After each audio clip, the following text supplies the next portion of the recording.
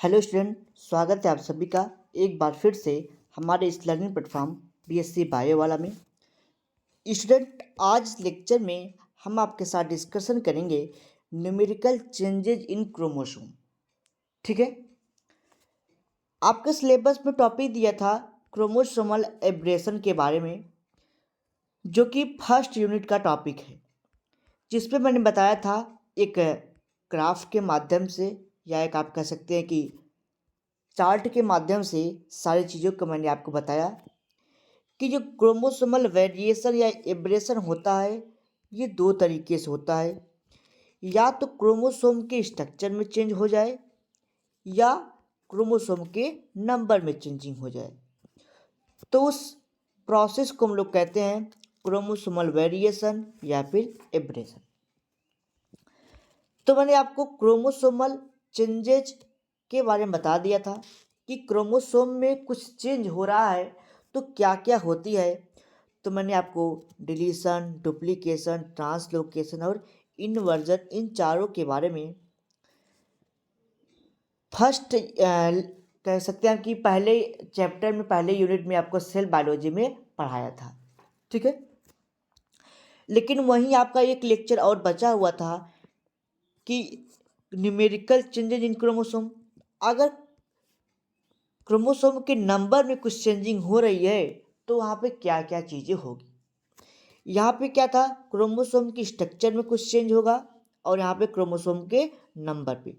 तो structural changes हमने पढ़ लिया था, जिसमें मैंने आपको स्ट्रक्चरल चेंजेज में बताया था डिलीशन, डुप्लीकेशन, ट्रांसलोकेशन और इन्वर्जन के बारे में।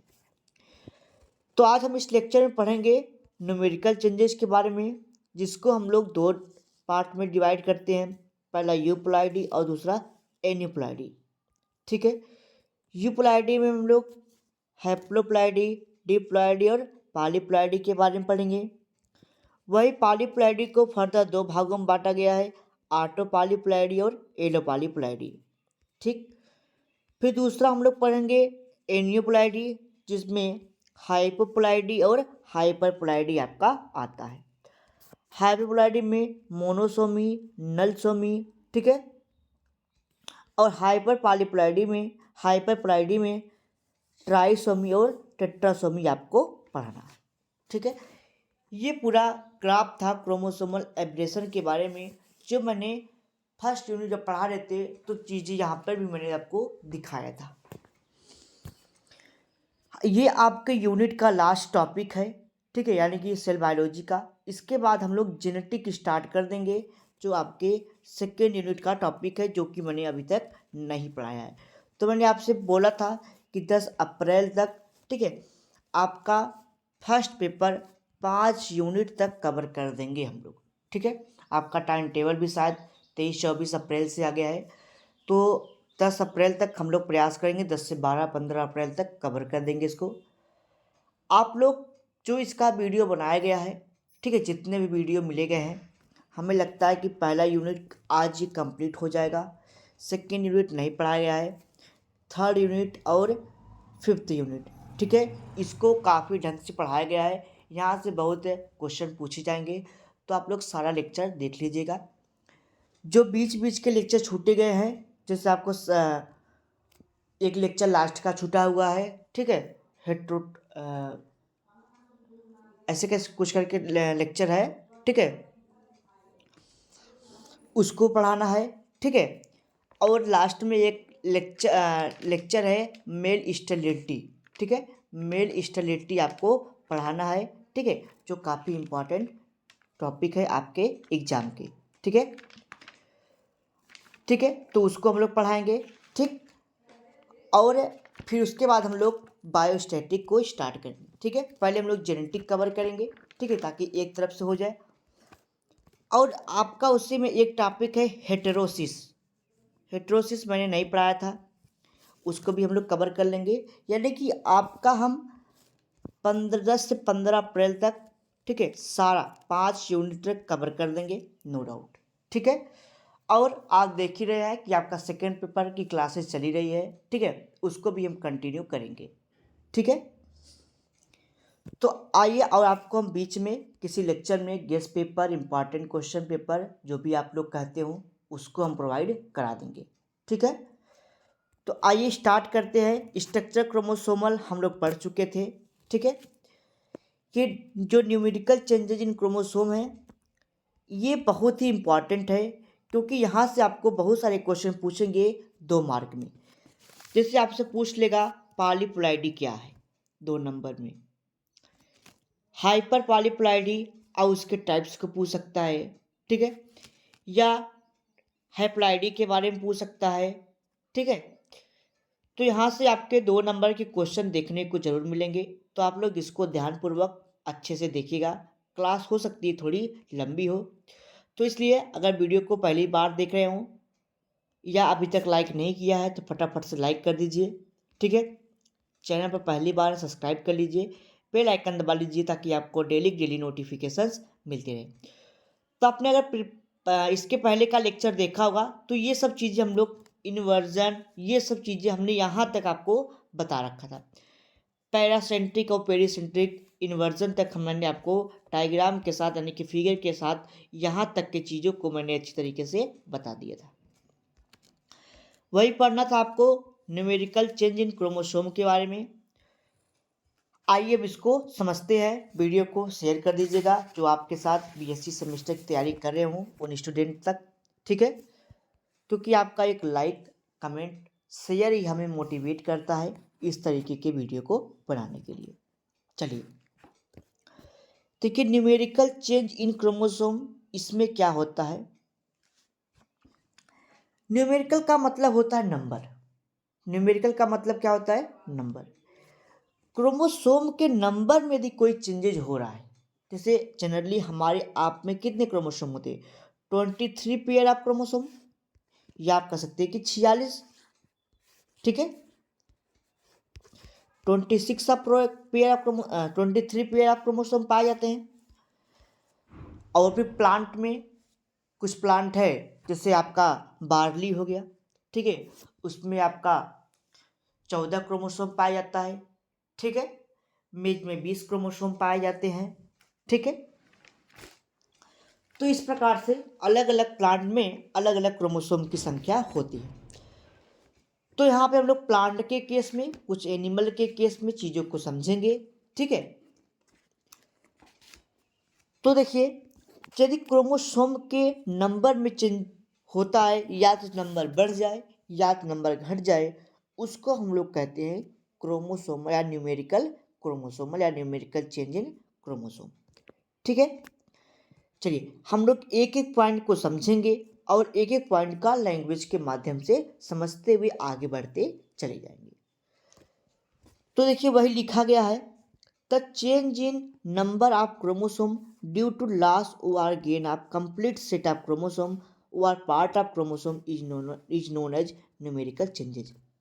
यदि किसी क्रोमोसोम में, ठीक है, क्रोमोसोम की संख्या बढ़ रही है, जैसे एक क्रोमोसोम में कितने होते हैं, जैसे 2n है तो 2 क्रोमोसोम हो गए इसमें, तो एक क्रोमोसोम बढ़ रहा है या पेयर ऑफ क्रोमोसोम बढ़ रहे हैं, 2n बढ़ रहा है या फिर n बढ़ रहा है। ठीक है, n ही बढ़े या फिर 2n बढ़े, इसको हम लोग कहते हैं न्यूमेरिकल चेंज इन क्रोमोसोम।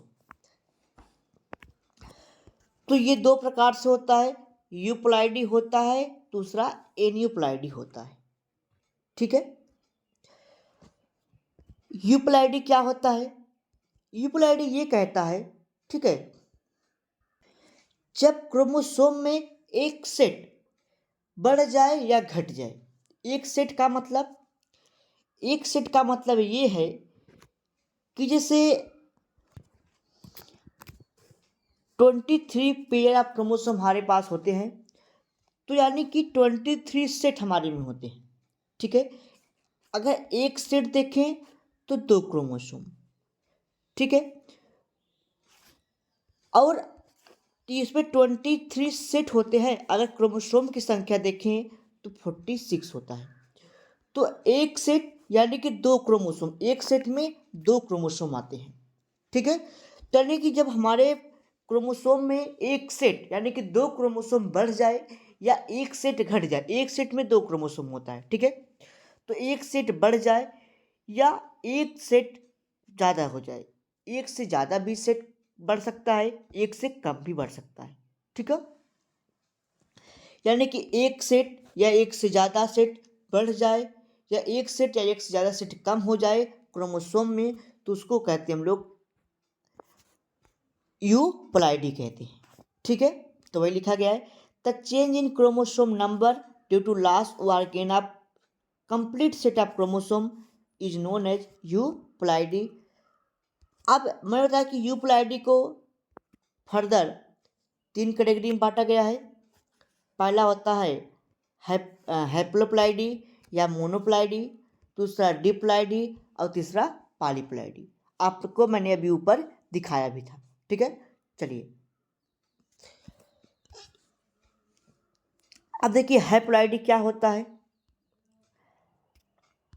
हैप्लोइडी में इसमें एक सेट क्रोमोसोम की, ठीक है, चेंज हो जाता है, तो उसमें पूरा का पूरा एक सेट कम हो जाता है। ठीक है, तो उसको हम लोग कहते हैं, हम लोग हैप्लोइडी। जैसे जैसे किसी प्लांट में 2n = 10, यानी कि 10 पेयर ऑफ क्रोमोसोम है। ठीक, या आप कह सकते हैं ऐसे करिए 2n = 5, 5 सेट ऑफ क्रोमोसोम है, यानी कि कितना क्रोमोसोम हो गया 10।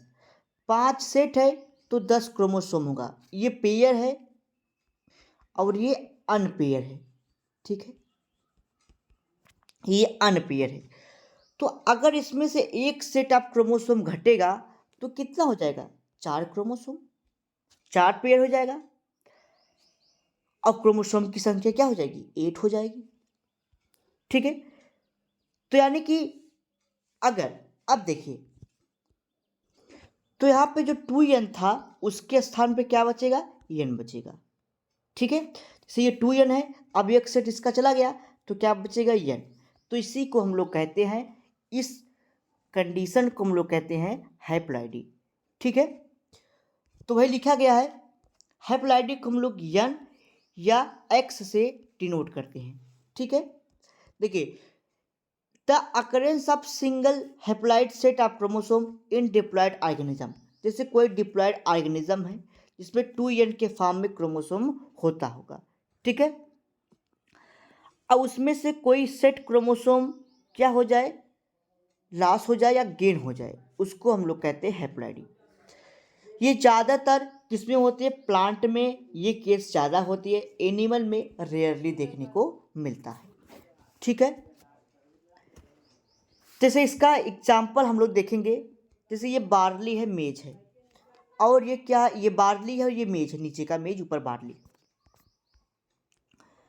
बार्ली में क्या होता है, 14 क्रोमोसोम होते हैं, इसमें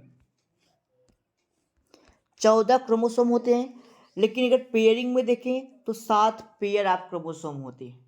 ठीक है, वही मेज में 20 क्रोमोसोम होता है। ठीक है, अगर पेयर में देखें तो कितना हो गया, 20 होता है, और पेयरिंग देखें तो 10। तो इसका मतलब ये हुआ, एक्स की संख्या कितनी है यहाँ पे, 7, और ये 2, 2 × 7 = 10, और यहाँ पे 2 = 10 = 22, यहाँ पे 40, यहाँ पे 20। तो अगर एक सेट ऑफ क्रोमोसोम ये घटेगा, ठीक है, यानी कि एक सेट अगर घट गया तो क्या बचेगा, n बचेगा। ठीक है, तो यही होता है, किसमें होता है, ज़्यादातर प्लांट में होता है। ठीक है, चलिए आगे बढ़िए। फिर लिखा है origin of production of haploid, किन किन कारणों से हैप्लॉइडी होती है। ठीक है, उसके बारे में यहाँ पे बताया गया है।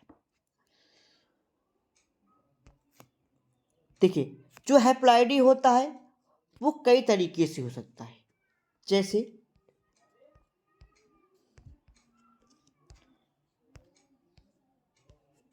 पहला है पार्थिनोजेनेसिस। आपने पार्थिनोजेनेसिस वर्ड कई बार सुना होगा, ठीक है, या फिर हमने पढ़ाया भी है। अगर आप नहीं सुने हैं तो आप लोग ध्यान से समझिए। ठीक है, देखिए पार्थिनोकार्पिक फ्रूट आपने सुना होगा, पार्थिनोकार्पिक फ्रूट, ठीक है, यानी कि इसमें फर्टिलाइजेशन नहीं होता है, ठीक है। देखिए कैसे होगा इसमें उसको समझिएगा। हैप्लाइडी, अब देखिए कोई फीमेल अगर प्लांट है या फीमेल गैमीट है या एग सेल है, ठीक है, फीमेल गैमीट या एग सेल डायरेक्टली कन्वर्ट हो जाए किसमें, इम्ब्रियो में। एग सेल है सपोज करिए, डायरेक्टली कन्वर्ट हो जाए किसमें, इम्ब्रियो में, तो इसको हम लोग कहते हैं क्या, पार्थिनोकार्पिक या पार्थिनोजेनेसिस। यहाँ पे फर्टिलाइजेशन नहीं होगा। आपने देखा कि डायरेक्ट एग सेल क्या किया, कन्वर्ट हो गया इम्ब्रियो में। जनरली होता क्या कि मेल पार्टनर फीमेल, ठीक है, एक मिनट, मेल गैमिट और फीमेल गैमिट आता, आपस में फ्यूज करता, तब जाके क्या बनता, जाइगोट बनता या फिर एम्ब्रियो बनता, ठीक है, फर्टिलाइजेशन होता है यहाँ पे। लेकिन यहाँ पे डायरेक्टली फीमेल गैमेट या एग सेल क्या करेगा, कन्वर्ट हो जाएगा किसमें, ये कन्वर्ट हो जाएगा आपका एम्ब्रियो में। किसमें, एम्ब्रियो में कन्वर्ट हो जाता है। इसको हम लोग कहते हैं क्या, इसको हम लोग कहते हैं पार्थिनोजेनेसिस। यहाँ पे फर्टिलाइजेशन नहीं होता है, ठीक है। जब यहाँ पे फर्टिलाइजेशन नहीं हुआ, ठीक है, जब यहाँ पे फर्टिलाइजेशन नहीं हुआ, यानी कि मेल से एन पार्ट आता, फीमेल का एन होता, तो ये मिल के क्या बना था, 2n। तो जब यहाँ पे फर्टिलाइजेशन नहीं हुआ तो जो प्लांट बनेगा वो कैसा बनेगा, हैप्लाइड। क्या बनेगा, हैप्लाइड बनेगा। और आप लोग पढ़ रहे हैं हैप्लाइडी, ठीक है, हैप्लाइडी के बारे में हम लोग पढ़ भी रहे हैं, ठीक है।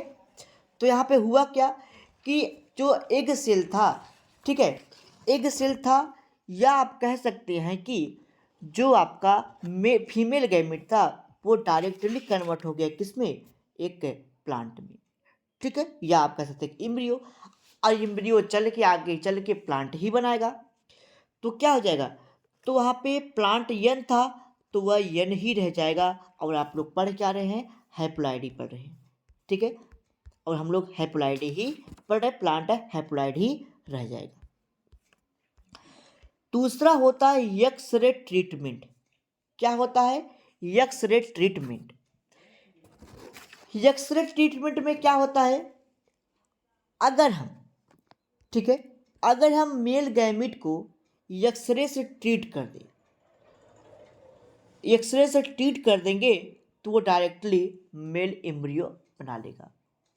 जैसे एक्सरे या फिर ये मेल गैमिट है, इस एक्सरे किरणें होती है ना, तो उससे अगर इस पर ट्रीट कर दिया जाए तो ये क्या करेगा, ये डायरेक्टली मेल एम्ब्रियो का फॉर्मेशन कर लेगा।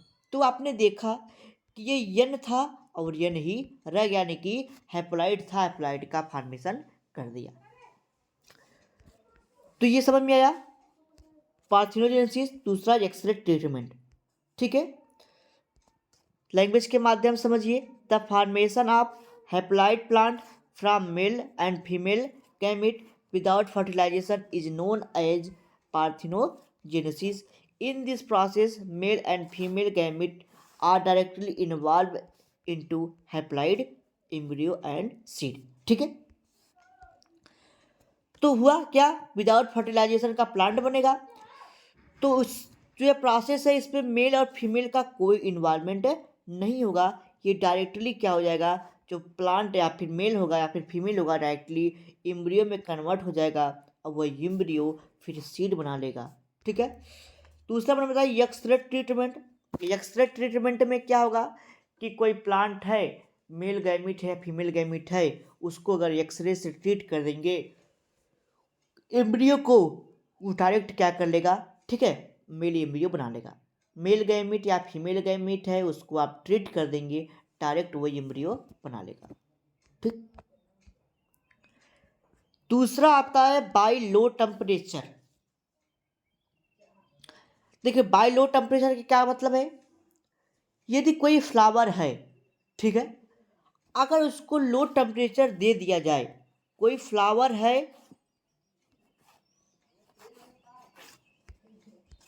ठीक है, कोई फ्लावर है, अगर इसको लो टेम्परेचर दे दिया जाए तो ये क्या हो जाएगा, यह इसमें फर्टिलाइजेशन हो जाएगा। लो टेम्परेचर अगर इसको मिल जाएगा तो फर्टिलाइजेशन इसमें हो जाता है ऑटोमेटिक। या फिर आप कह सकते हैं कि अगर फ्लावर को लो टेम्परेचर मिला तो वो विदाउट फर्टिलाइजेशन का एम्ब्रियो सीड बना लेगा।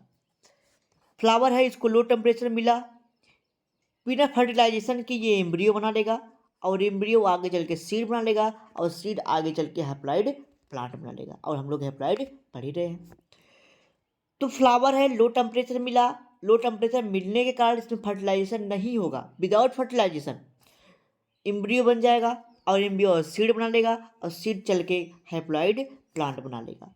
ठीक है, तो ये रहा। तो पेलिंग एंड बेक्लिन, Belling and Blakeslee, I N जोड़ लीजिएगा। Obtain haploid plant in the Datura by low temperature treatment of flower. धतूरे का जो प्लांट होता है, फ्लावर होता है, उसमें ये केस देखने को मिला था। तीसरा होता है पालन कल्चर, आपने इसको पढ़ा भी है। आपने देखा कि इसमें क्या सिंपली होता है, हम पालन ग्रेन है उसको आप कल्चर मीडियम में ग्रो करा दीजिए, ठीक है, डिफरेंट न्यूट्रिएंट मटेरियल को ऐड कर दीजिए, वो क्या करेगा, एक mature haploid plant, main plant को बना देगा। ठीक है, तो इस बात को सबसे पहले यस यानी कि महेश्वरी ने, ठीक है, बताया था। अगली पॉइंट आती है यूजेज, हैप्लॉइड में क्या यूज है इसका। ठीक है, हैप्लॉइड में क्या होता है, यूजेज को समझिए। जैसे आपको अगर हैप्लॉइड प्लांट का प्रोडक्शन करना है तो आप कर सकते हैं। आप चाहते हैं कि प्लांट हम ऐसा बनाए केवल वो मेल ही हो, या आप चाहते हैं खाली प्लांट बनाए जो फीमेल ही हो, तो आप उसमें इसका उपयोग कर सकते हैं। ठीक है, या नॉर्मली आप चाहते हैं कि हम डिप्लॉयड बनाएं और वो कैसा हो, होमोजाइगस हो। जैसे आप चाहते हैं कि हम डिप्लॉयड प्लांट बनाएं, ठीक है, लेकिन वो कैसा हो, होमोजाइगस हो, हेट्रोजाइगस कंडीशन ना हो, तो वहाँ पे ये चीज़ें हो सकती है। ठीक है, तो इसके बहुत सारे यूजेज हैं। तो जैसे मैंने बताया, the chromosome diploid plant can be produced from the diploid plant treatment of colchicine chemical which causes doubling of chromosome.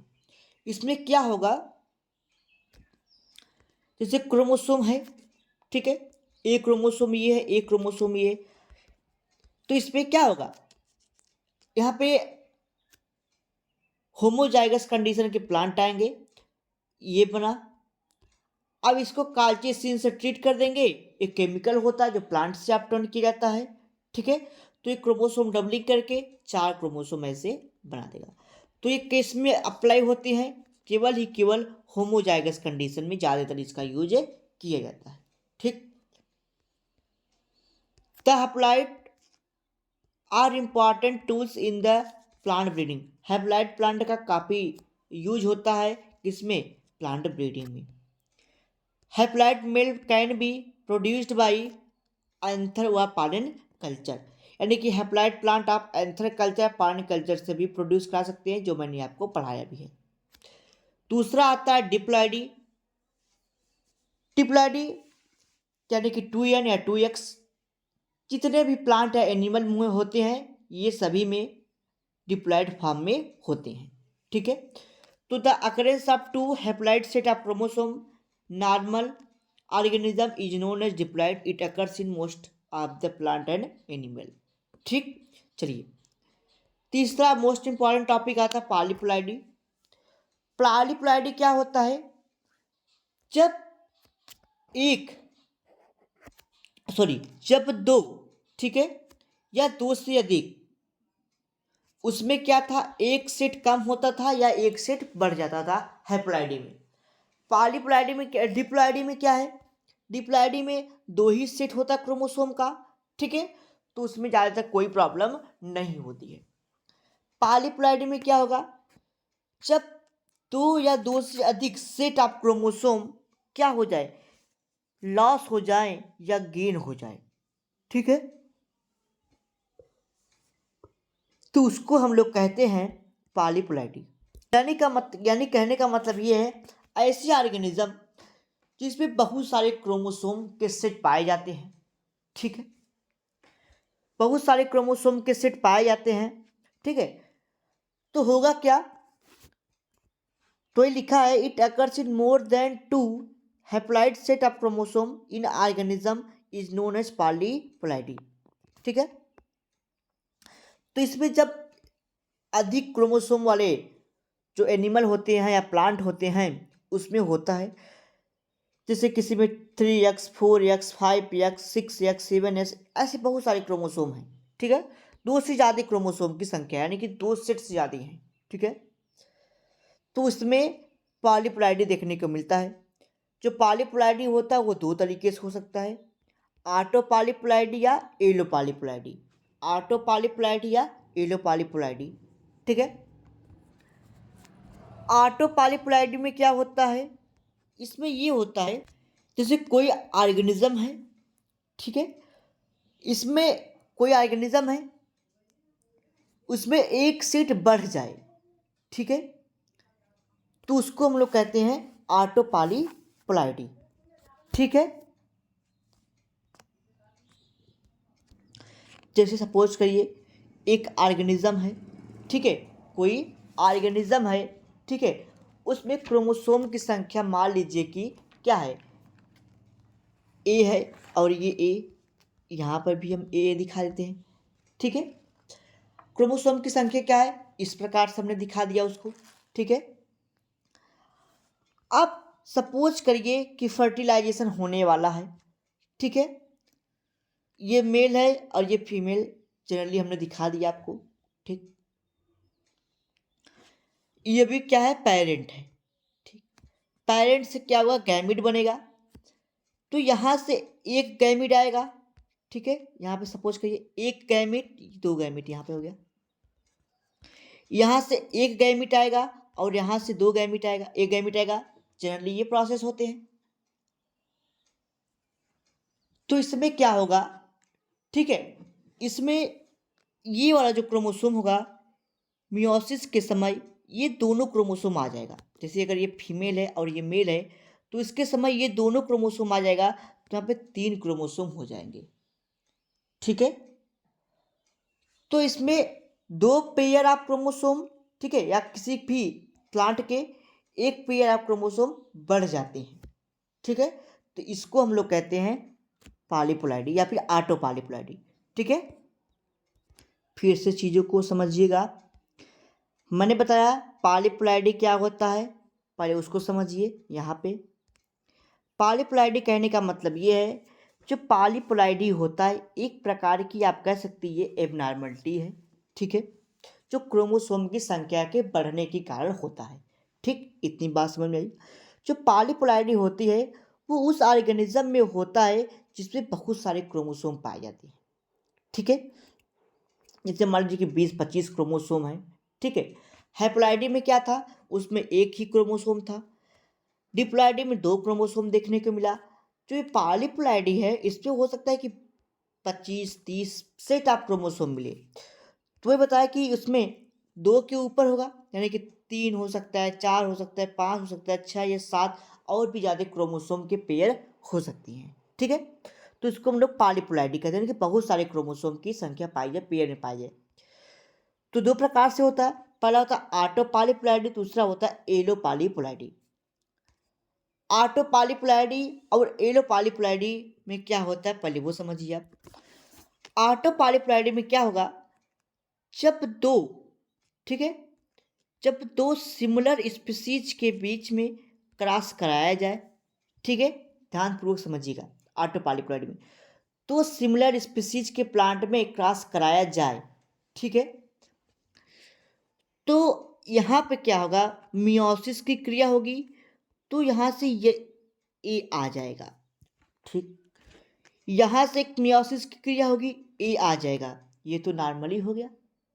लेकिन मियोसिस फेल कर जाए, ठीक है, मियोसिस फेल कर जाए, मियोसिस जब प्रोसेस चल रही हो कोई प्रॉब्लम हो जाए, ठीक है, तो होगा क्या कि जो ये सेट ऑफ क्रोमोसोम है वो डायरेक्टली चला आए, यानी कि तब क्या कंडीशन होगी, तब यहाँ से अगर ये मेल है, सपोज करिए ये फीमेल है, यहाँ से ये फीमेल है, यहाँ से दोनों सेट ऑफ क्रोमोसोम आ गया और यहाँ से क्या हुआ, केवल एक सेट ऑफ क्रोमोसोम आया, तो एक सेट की संख्या में वृद्धि हो गई, चाहे वो तीसरे चौथे पांचवें किसी पे भी हो सकती है, तो इसको हम लोग कहते हैं ऑटोपॉलीप्लॉइडी। तो ये सेम जीनस के बीच में हो रहा है, ठीक है, इसको कहते हैं हम लोग ऑटोपॉलीप्लॉइडी, ठीक है। दूसरा क्या होता है, और हाँ आगे समझिए, ऑटोप्लॉइडी पॉलीप्लॉइडी को जो प्रक्रिया होती है वो दो प्रकार से हो सकती है। ऑटो पॉलीप्लॉइडी प्रक्रिया दो प्रकार से हो सकती है, ये नेचुरली हो सकता है या आर्टिफिशियल इसको किया भी जा सकता है, ठीक है। तो आइए ऑटो पॉलीप्लॉइडी को डिटेल समझते हैं, फिर हम लोग एलो पॉलीप्लॉइडी को समझते हैं। तो यहाँ तक बात हो गई थी, the ploids which have some basic set of chromosome multiply is known as autoploid. यहाँ पे देखिए लिखा गया है the polyploids which have same basic set of chromosome, एक ही जैसे क्रोमोसोम हों, ठीक है, लेकिन सेट ऑफ क्रोमोसोम मल्टीप्लाई, कोई सेट ऑफ क्रोमोसोम मल्टीप्लाई हो जाए, यहाँ से क्या होगा, यहाँ से यन आना चाहिए और यहाँ से भी यन आना चाहिए, लेकिन हुआ क्या, तो ये था, ठीक है, एक ये था, ये मल्टीप्लाई हो गया यानी कि ये दो आ गए और यहाँ से केवल एक ही आया, ठीक है, यहाँ से केवल एक ही आया मियोसिस में प्रॉब्लम की वजह से, ठीक है, तो उसको कहते हैं हम लोग ऑटोपॉलीप्लॉइड, ठीक। एग्जाम्पल में भी वो देखिए वही लिखा गया, if a diploid plant species have two similar set of chromosome व genome a and autopolyploid which has 3 genome 3A, ठीक है, and autoploids has 4 similar genome, अब उसमें क्या हो जाएगा, 4 जीनोम हो जाएंगे, ठीक है। चलिए आगे बढ़िए, ओरिजिन ऑफ प्रोडक्शन ऑफ ऑटोपॉलीप्लॉइड, ऑटोप्लॉइड किस प्रकार से होते हैं उसको समझिए। तो ये नेचुरली भी हो सकता है, नेचुरली कैसे होगा, this type of autoploid can be produce by naturally due to abnormal meiosis, किसके द्वारा, नॉर्मल, यानी कि मियोसिस नॉर्मली ना होके कुछ उसमें डिस्टर्बेंस हो जाए, जैसे दूब ग्रास, ये ज़्यादातर प्लांट में होता है, दूब घास में इस प्रकार की प्रॉब्लम देखने को मिला था, सनाडन डेटिलॉन, ठीक है, इसका बॉटनिकल नेम है सियानोडान टेक्टिलॉन, ठीक है। देखिए ये मेल और फीमेल प्लांट दूब थे, ठीक है, जनरली रहा क्या होगा, यहाँ से पहले ए था, यहाँ पे भी ए था, यहाँ पे भी ए, यहाँ पे भी ए, ठीक है, तो यहाँ पे गैमेट को सीधा सीधा दिखाया गया है, पेरेंट को नहीं दिखाया गया है, तो यहाँ से क्या हुआ, फ्यूज़न हुआ, ठीक है, यानी कि मियोसिस की क्रिया हुई, इसमें भी मियोसिस की क्रिया हुई, यहाँ से एक वैसे आना चाहिए था, यहाँ से एक आना चाहिए था, बाय डिफॉल्ट मेल में जब मियोसिस की क्रिया चल रही थी कुछ प्रॉब्लम हो गई, यहाँ से दोनों सेट ऑफ क्रोमोसोम यहाँ पे चले आए और यहाँ से केवल एक सेट ऑफ क्रोमोसोम चला आया, तो यानी कि ये नेचुरली हो गया, कोई डिस्टर्बेंस क्या हुआ कि मियोसिस में कोई गड़बड़ी हो गई, उसके कारण यहाँ पे हो गया, जिसको कहते हैं हम लोग ऑटोपॉलीप्लॉइडी, ठीक है। तो यहाँ पे क्या होगा, जो नॉर्मल होता है नॉर्मली नहीं हुआ, नॉर्मल से कोई प्रॉब्लम हुई और ये ऑटोपॉलीप्लॉइडी बढ़ गया, यानी कि इसकी साइज में वृद्धि हो जाएगी। दूसरा होता आर्टिफिशियल या इंड्यूस्ड या केमिकल ऑटोपॉलीप्लॉइडी, इसमें क्या होगा, इसमें तो सारी चीजें सही है, इसमें क्या होगा, एक मेल प्लांट है एक फीमेल प्लांट है, इससे फ्यूज हुआ, कि यहाँ से ये ए आया, यहाँ से ए आया और 2A स्ट्रक्चर बना लिया, F1 हाइब्रिड में 2A स्ट्रक्चर बहुत सही हुआ बना, लेकिन जो ये प्लांट था ये स्टेराइल हो गया, कैसा हो गया, स्टेराइल, ये आगे फर्टिलाइजेशन नहीं कर पाएगा, तो ये जब ये फर्टिलाइजेशन नहीं कर पाएगा तो इसको फर्टिलाइज बनाने के लिए हम लोग एक केमिकल होता है काल्चिसिन, जो कि प्लांट से ऑब्टेन किया जाता है। इस पे जब छिड़काव कर दिया जाता है इस क्रोमोसोम पे, तो क्रोमोसोम इसकी संख्या डबल हो जाती है, 2 से 4 हो जाती है। ठीक है, 2 से 4 हो जाते हैं। किसके कारण? Due to treatment of colchicine. ठीक है, काल्चिसिन के ट्रीटमेंट से ये डबल हो जाती है। ठीक है, ऑटोपॉलीप्लॉइडी के कारण ये होता है। तो यहाँ पे 2 से 4 क्रोमोसोम, यहाँ पे ऑटो टेट्रापॉलीप्लॉइडी देखने को मिलता है। ठीक है, तो देखिए वह लिखा गया है, this type of autopolyploidy can be produced by colchicine treatment. This chemical causes doubling of chromosome which is obtained by the colchicine colchicine autumnal plant। Autumnal colchicine autumnal एक प्लांट है जिससे काल्चिसिन केमिकल निकाला गया था। तो इसको क्या किया गया, जब इस प्रकार की अवस्था देखी गई कि मेल फीमेल प्लांट तो आपस में फ्यूज कर रहे हैं, लेकिन इसमें क्या हो रहा है, ये फर्टाइल नहीं हो रहे हैं, ये कैसे स्टेराइल है, तो इस पर यहाँ पे काल्चिसिन से ट्रीट कर दिया गया, तो ये फर्टिलाइज हो गए। ठीक है, चलिए अब बात आती है significance of or effect of autopolyploidy. इसका क्या महत्व है और क्या चीज़ें इससे प्राप्त हुई, ऑटोपॉलीप्लॉइडी या आपका जो ऑटोपॉलीप्लॉइडी है इससे क्या चीज़ें आपको नई देखने को मिली। ठीक है, तो देखिए ऑटोपॉलीप्लॉइडी का जो सिग्निफिकेंस है उसका यही है कि जो नॉर्मल प्लांट होंगे और जो ऑटोपॉलीप्लॉइड प्लांट होंगे उसमें क्या अंतर हो जाएगा। नॉर्मल प्लांट की जो साइज होगी वो थोड़ी सी छोटी होगी, किसके द्वारा? ऑटोपॉलीप्लॉइड की तुलना में। जो ऑटोपॉलीप्लॉइड हो गए हैं यानी कि पॉलीप्लॉइडी उसमें देखने को मिली, कुछ एब्रेशन हुआ उसमें, वो प्लांट थोड़े बड़े होंगे और ये कैसे होंगे, उससे छोटे रह जाएंगे। ठीक, तो वही लिखा गया है, ऑटोपॉलीप्लॉइडी causes gigantism of plant parts such as leaf, seed, fruit, flower। ठीक है, यानी कि उसके लीफ की साइज बढ़ जाएगी, सीड की साइज बढ़ जाएगी, फ्लावर की, फ्रूट की साइज बढ़ जाएगी। किसकी तुलना में? नॉर्मल डिप्लॉयड प्लांट की तुलना में। ठीक है, तो ये पूरा आपका ऑटोपॉलीप्लॉइडी था। अब बढ़ते हम लोग एलोपॉलीप्लॉइडी की तरफ। एलोपॉलीप्लॉइडी क्या कहता है, इसमें दो अलग अलग जीनस के बीच में क्रॉस कराया जाता है। उसमें क्या था, एक ही जीनस के बीच में क्रॉस कराया जा रहा था, इसमें अलग अलग जीनस के बीच में क्रॉस कराते हैं, यानी कि इंटरजीनरी क्रॉस होता है। ठीक है, तो वह लिखा गया है, when the polyploidy are formed due to doubling of chromosome number in F1 hybrid which is derived from two distinct species is known as autopolyploidy। यानी कि इसमें क्या होगा कि अलग अलग स्पीसीज की, जैसे आप लोग ट्रिटिकेल्स पढ़े होंगे, ट्रिटिकेल्स आज एग्जाम्पल पहले समझिए।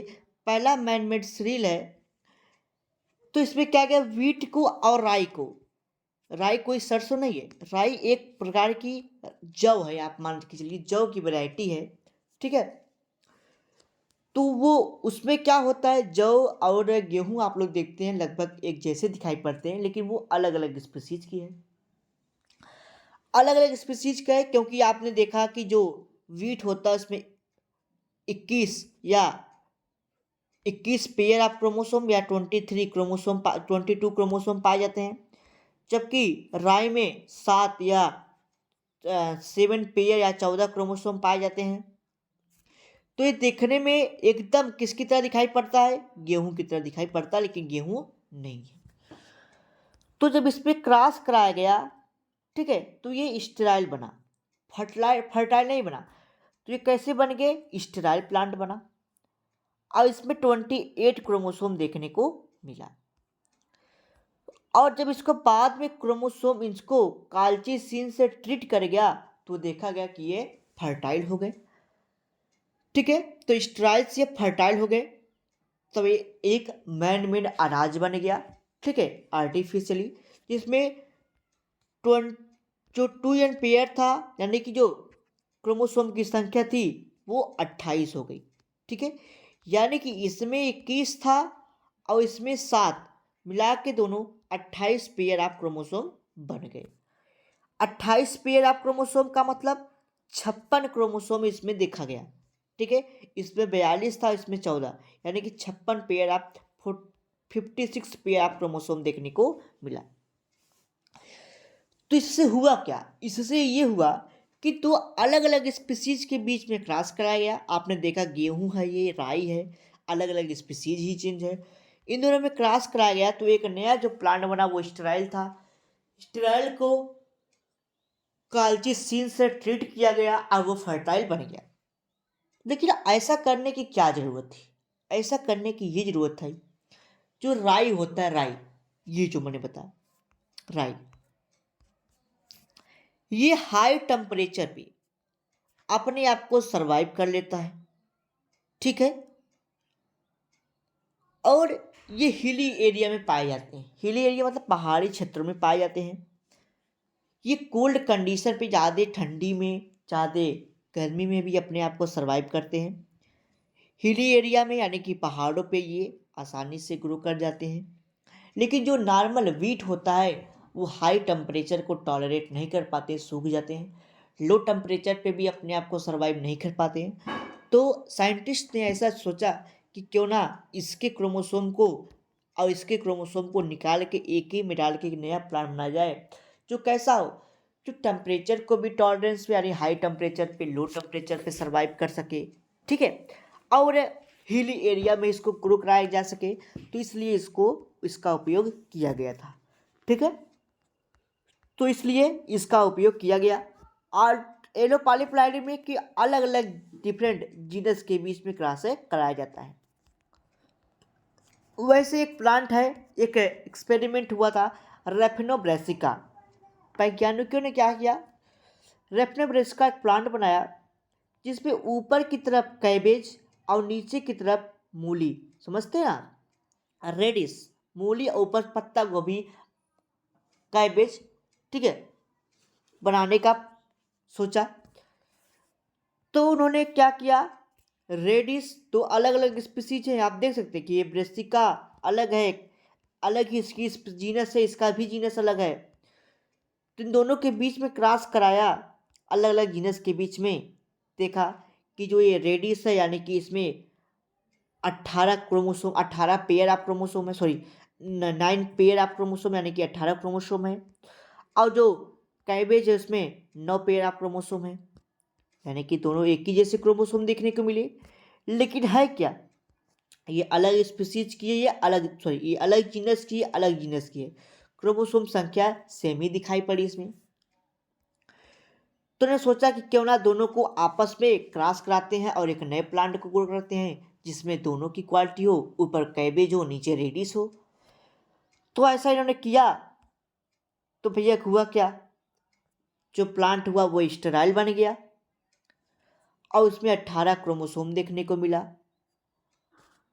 जब ये स्टेराइल हुआ तो बाद में इसको काल्चिसिन से ट्रीट कर दिया गया। देखा ये कैसा हो गया, ये फर्टाइल हो गया, ठीक है। तो यहाँ से टेट्रा पॉलीप्लाइडी देखने को मिला, ठीक है। तो ये इसकी सिग्निफिकेंस थी। एक और है एग्जाम्पल, यानी कि एक और एक्सपेरिमेंट किया गया था कॉटन के प्लांट पे। कॉटन, जो एक कॉटन होता है जो गासिपियम हर्बेसियम होता है, दूसरा गासिपियम रेंडोई होता है, सॉरी रेमंडोई होता है, जिसको हम लोग अमेरिकी कॉटन और इसको हम लोग ओल्ड वर्ल्ड कॉटन के नाम से जानते हैं। दोनों एक ही अलग अलग स्पीसीज की थी, ठीक है। इसमें भी वही क्रोमोसोम नंबर था जो इसमें था, यानी कि 13 क्रोमोसोम नंबर इसमें थे, इसमें भी वही थे। तो सोचा गया कि इसमें क्यों ना क्रॉस करा के एक नए प्रकार के कॉटन को प्रोड्यूस किया जाए। तो उन्होंने जब आपस में क्रॉस कराया तो स्टेराइल कॉटन बन गया। फिर इसको इन्होंने फिर से काल्चिसिन से ट्रीट किया तो क्या बन गए, ये फर्टाइल बन गए। ठीक है, तो यही इसकी जो कि इसी में इसका वर्क किया गया था। तो सिग्निफिकेंस क्या है इसका, ऑटोपॉलीप्लाइडी का, एलोपॉलीप्लाइडी का सिग्निफिकेंस क्या है? तो पहला सिग्निफिकेंस भैया जियांटिज्म शो किया जाए कि भाई अच्छी चीज़ों को ग्रो कराया जाए। जैसे अगर लीफ को, प्लांट को आप चाहते हैं कि ज़्यादा मात्रा में ग्रो करे, फ्रूट ज़्यादा मात्रा में हो, फ्लावर ज़्यादा मात्रा में हो, फाइबर सीड ज़्यादा मात्रा में हो, तो उसके लिए होता है। हाइब्रिड बिगरस मतलब दोनों की तुलना में ज़्यादा इसमें प्रोडक्शन हो। अगर इसमें 5 कुंटल हो रहा है, इसमें 10 कुंटल हो रहा है, दोनों मिला के 15 कुंटल हो रहे हैं, तो इससे ज़्यादा 20 कुंटल का प्रोडक्शन हो, ज़्यादा प्रोडक्शन हो, उसके लिए हाइब्रिड बिगरस हो इसमें इम्पॉर्टेंट है। टॉलरेंस कैपेसिटी आपने देखा कि दोनों में क्रॉस कराया गया तो हाई टेम्परेचर पे, लो टेम्परेचर पे, ड्राउट कंडीशन पे हर जगह सर्वाइव कर रहा था। ठीक है, वैसी कंडीशन हो। ज़्यादा मात्रा में न्यूट्रिएंट मटेरियल हो, जैसे एलोपॉलीप्लाइडी में देखा गया कि जो कैबेज होता है, ठीक है, एक यहाँ पे टोमेटो बनाया गया था, ठीक है, तो इसमें ज़्यादा न्यूट्रिएंट मॉलिक्यूल हो, इसलिए इसका भी उपयोग किया जाता है। जैसे टेट्रापॉलीप्लाइडी में कैबेज और टोमेटो बनाया गया था, जिसमें विटामिन सी ज़्यादा मात्रा में था, ज़्यादा मात्रा में थी। ठीक है, और टेट्राप्लाइडी बनाया गया किसमें, मेज के सीड में, जिसमें देखा गया लगभग 40% विटामिन थे। किसके तुलना में, नॉर्मल की तुलना में। अगर नॉर्मल में 20% रहा होगा, हो सकता है आपकी 30% रहा होगा, इसमें 40% विटामिन, यानी कि न्यूट्रिएंट मात्रा जो थी वो ज़्यादा थी। रोल ऑफ इवोल्यूशन आप देख सकते हैं कि पॉलीप्लाइडी का इवोल्यूशन में काफ़ी ज़्यादा रोल है, प्लांट के क्षेत्र में और एनिमल के क्षेत्र में, जिससे नए नए प्लांट को भी बनाया गया। जैसे यहाँ पे प्लांट के क्षेत्र में मैंने आपको दिखाया रेफनोब्रेसिका, ठीक है, उसके बाद मैंने आपको दिखाया कासिपिया कॉटन के बारे में, ठीक है, इधर टेटिकल्स के बारे में। ये तो प्लांट के क्षेत्र में हो गई। एनिमल के क्षेत्र में एक कार्य किया गया था, म्यूल को बनाया गया था, घोड़ा और ये गधे के बीच में क्रॉस करा के एक खच्चर बनाया गया था, तो उसके भी क्षेत्र में वर्क किया गया था। ठीक है, तो हमको प्लांट के बारे में पढ़ना है जो मैंने आपको बताया। तो इयोपॉलीप्लाइडी हो गया। अब एनियोपॉलीप्लाइडी आपको समझना है कि एनियोपॉलीप्लाइडी क्या होता है। ठीक है, यूपॉलीप्लाइडी में आपने देखा कि क्रोमोसोम का एक सेट क्रोमोसोम का गेन या लॉस हो रहा था, लेकिन इसमें क्या होगा, क्रोमोसोम के नंबर में वहाँ पे पूरा सेट, क्रोमोसोम का सेट ही बढ़ जा रहा था या घट जा रहा था। लेकिन एनियोपॉलीप्लाइडी में क्रोमोसोम का जो नंबर है उसमें संख्या क्या होगी, क्रोमोसोम के चेंजिंग होगी, क्रोमोसोम के नंबर की संख्या में वृद्धि होगी या फिर घटेगा। ठीक है, यूपॉलीप्लाइडी में आपने देखा कि एक सेट ऑफ क्रोमोसोम यानी कि 2n स्ट्रक्चर ही बढ़ जा रहा था या फिर घट जा रहा था। लेकिन एनियोपॉलीप्लाइडी में क्या होगा, क्रोमोसोम की जो नंबर है वो नंबर घट जाएगा या फिर बढ़ जाएगा। ठीक है, ठीक है, तो वही लिखा गया है, the change in chromosome number either loss और गेन ऑफ वन और मोर क्रोमोसोम इज नोन एज एनियोपॉलीप्लाइडी। ये दो प्रकार से होते हैं, हाइपोपॉलीप्लाइडी या हाइपर पॉलीप्लाइडी। हाइपो का मतलब कम होना, ठीक है, यानी कि जब किसी क्रोमोसोम की संख्या में कमी हो जाए, क्रोमोसोम की संख्या में, ठीक है, तो उसको हम लोग हाइपोपॉलीप्लाइडी कहते हैं, जिसको दो भागों में बांटा गया है, मोनोसोमी और नलसोमी। ठीक है, मोनोसोमी क्या होता है, नलसोमी क्या होता है, पहले आप इसको समझिए। मैंने बताया कि जब क्रोमोसोम की संख्या में, ठीक है, कमी हो जाए उसको हम लोग हाइपो मतलब कम हो जाना, हाइपो का मतलब ही है कम हो जाना, हाइपो का मतलब कम। जब क्रोमोसोम की संख्या में कमी हो जाए, इसमें सेट में कोई चेंजिंग नहीं होगी, क्रोमोसोम की संख्या में चेंजिंग हो जाए, तब उसको हम लोग कहते हैं हाइपोपॉलीप्लाइडी, जिसको दो भाग में बांटा गया है, मोनोसोमी और नलसोमी। मोनोसोमी में क्या होता है, जब एक क्रोमोसोम की संख्या घट जाए, क्या हो जाए, हाइपो पढ़ रहे हैं हम लोग, एक क्रोमोसोम की संख्या जब बढ़ घट जाए उसको हम लोग मोनोसोमी, जब दो क्रोमोसोम की संख्या घट जाए उसको नलसोमी। ठीक है, तो मोनोसोमी तो लिखा गया the loss of single chromosome from the normal diploid set of chromosome, जैसे उसको हम लोग कहते हैं मोनोसोमी। जैसे ह्यूमन का क्रोमोसोम नंबर है, ठीक है, 26 पेयर ऑफ क्रोमोसोम होते हैं। एक क्रोमोसोम घट जाएगा तो 45 क्रोमोसोम बचेगा, उसको हम लोग हम वो किस कैटेगरी में आता है, मोनोसोम। लेकिन इस प्रकार की प्रॉब्लम को हम लोग टनल सिंड्रोम के नाम से जानते हैं। तो मोनोसोमी का जो फार्मूला होता है वो होता है 2n-1। तो 2n अगर 23 पेयर ऑफ क्रोमोसोम है तो 2n कितना हो जाएगा 46, और उसमें से एक घट जाएगा यानी कि 45 बचेगा, तो उसको हम लोग कहते हैं, इसका ये फार्मूला होता है 2n-1। 2n की संख्या कितनी है 46 है, एक घट गया 45 बचा, तो इसको हम लोग रिप्रेजेंट कैसे करते हैं भैया, यहाँ पे 44 हो गया प्लस एक्स और वाई, एक्स और जीरो। अब यहाँ पे एक्स और जीरो क्यों दिखाया गया, अब ये मेल भी हो सकता है फीमेल भी हो सकता है, एक्स का भी हो सकता है वाई का भी हो सकता है। तो यहाँ पे 45 क्रोमोसोम हो जाएंगे जो टर्नर सिंड्रोम में देखने को मिलता है। ठीक है, टर्नर सिंड्रोम। दूसरा आता है नलीसोमी सिंड्रोम। ठीक है, नल सिंड्रोम, जिसमें दो क्रोमोसोम की संख्या घट जाए। ठीक है, एक उसमें एक क्रोमोसोम, यहाँ पे दो क्रोमोसोम। ठीक है, तो उसको हम लोग कहते हैं नलीसोम। ये बहुत ही रेयरली देखने को मिलता है। ठीक है, और जब यहाँ पे दो क्रोमोसोम घट जाएगा तो वहाँ पे उसकी अस्तित्व ही खत्म हो जाएगा, ना वो मेल होगा ना वो फीमेल की तरह होगा। ठीक है, चलिए देखिए यहाँ पे the loss of two chromosome from the normal diploid set of chromosome is known as nullisomy. The genomic formula is 2n-1. This type of organism are rarely formed.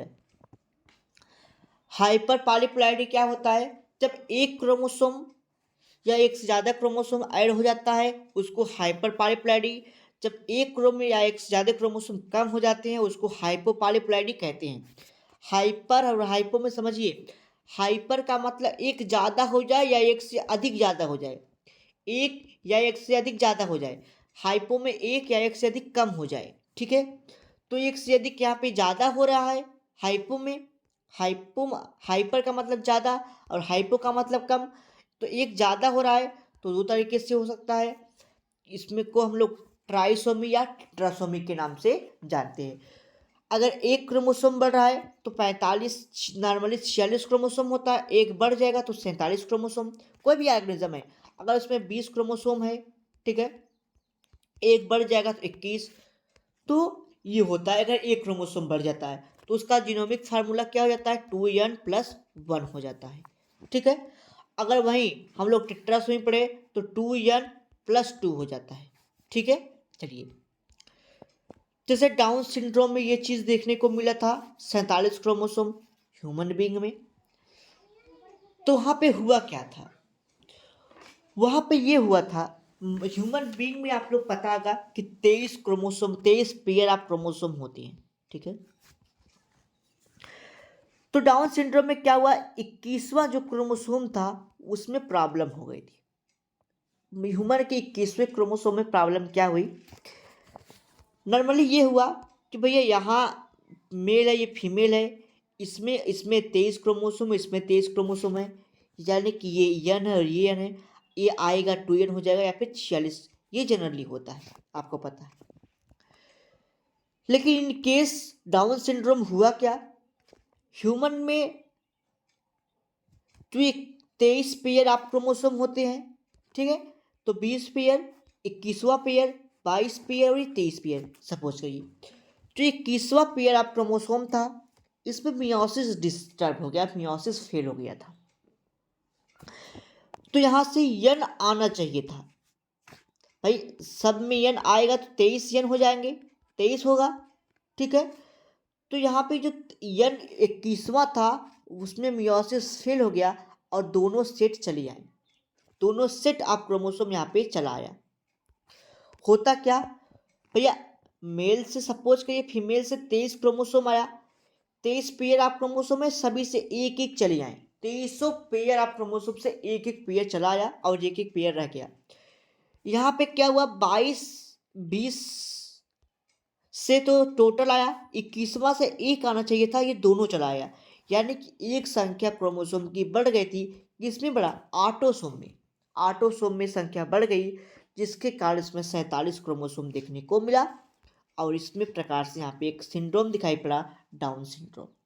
ठीक है, तो इस प्रकार के, या इसको हम लोग मंगोलियन आइडियो इडियोसी के नाम से जानते हैं।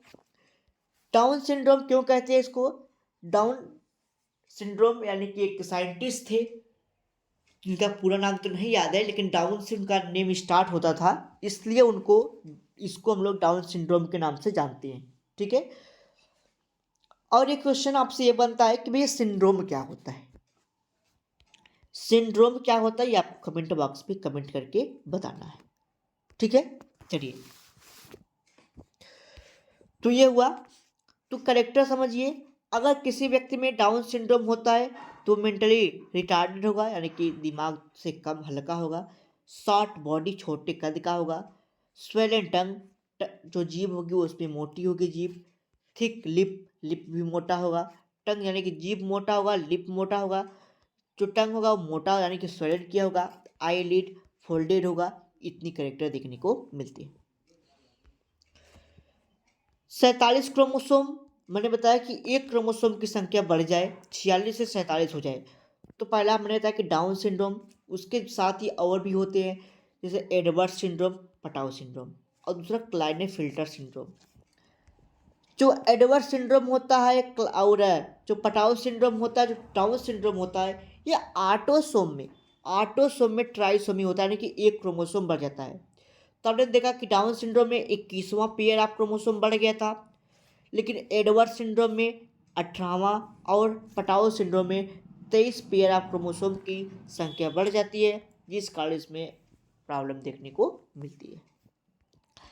अगला आता है क्लाइनेफिल्टर सिंड्रोम, जिसके 6 क्रोमोसोम में, ठीक है, 6 क्रोमोसोम में संख्या बढ़ जाती है, यानी कि जो 23वां पेयर होता है उसमें मियोसिस फेल कर गया था और एक क्रोमोसोम की संख्या बढ़ गई थी, तो उसको हम लोग 6 क्रोमल ट्राइसोमो के नाम से जानते हैं। ठीक है, और इसमें जो ऑर्गेनिज्म बनेगा वो आपको पता है क्या होगा। ठीक है, आपको पता है क्या होगा, वो किन्नर होगा। ठीक है, चलिए, और इसमें मेल और फीमेल किसका इन्वॉल्वमेंट होता है, तो ज़्यादातर इसमें मेल की तरफ बिहेव होता है उसके। ठीक है, आप देखते भी है बॉडी थोड़ी लंबी होती है, हट्टे कट्टे होती है, आवाज़ भी लगभग उसी तरीके से होती है।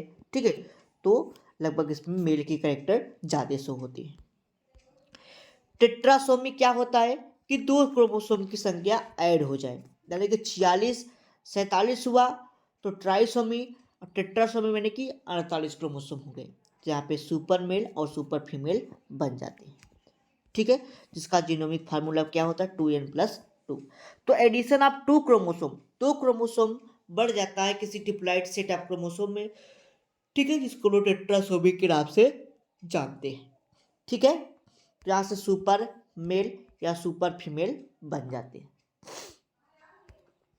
ये सब क्या होंगे, देखिए, हाँ, ये सब जो होंगे, ये सब जो प्रॉब्लम होगी ना, ये सब फर्टाइल रहेंगे।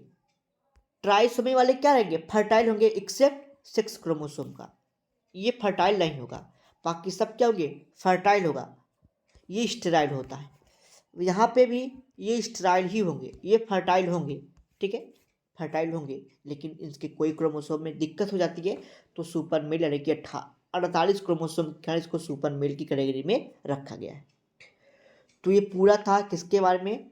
अब नेक्स्ट लेक्चर हम लोग नई यूनिट के बारे में डिस्कस करेंगे, जेनेटिक के बारे में, और देखते हैं जो आपके छोटे छोटे टॉपिक्स बचे हुए हैं उसको हम लोग कवर कर लेते हैं, ताकि आपका केवल क्लियर 2 यूनिट बचा रहे, बायोस्टैटिक और जेनेटिक, जिसको हम लोग 10-20 दिन में ख़त्म कर लेंगे। ठीक, एक को ख़त्म करने में 10 दिन बाद और दूसरे को ख़त्म करने में लगभग, बायोस्टैटिक को हम लोग बहुत जल्दी ख़त्म करेंगे। ठीक है, तो चलिए, और अगर आपने वीडियो को लाइक नहीं किया, लाइक कर दीजिएगा। वीडियो कैसा लगा कमेंट बॉक्स में कमेंट करके जरूर बताइए। तो चलिए मिलते हैं नेक्स्ट लेक्चर में नए टॉपिक के साथ। ये काफ़ी दिन से पढ़ा हुआ था लेक्चर और काफ़ी इंपॉर्टेंट टॉपिक है, तो इसको आप लोग ज़्यादा से ज़्यादा शेयर करिएगा।